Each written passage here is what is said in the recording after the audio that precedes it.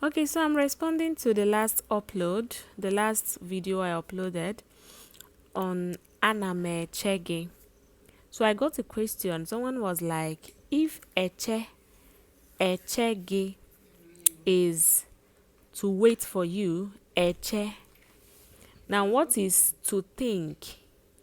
So now I want to make it clear that eche and eche, they are the same spelling but different pronunciations, right? So echegi means to wait for you.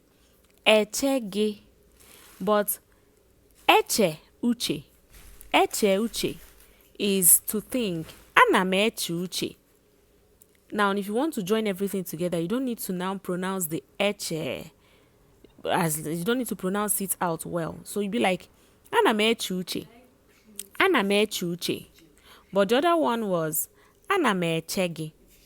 Ana m eche gị.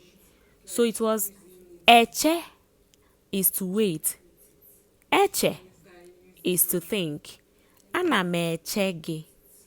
Ana m eche uche. I'm thinking.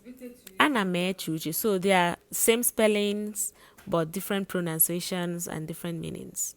Hope you understand.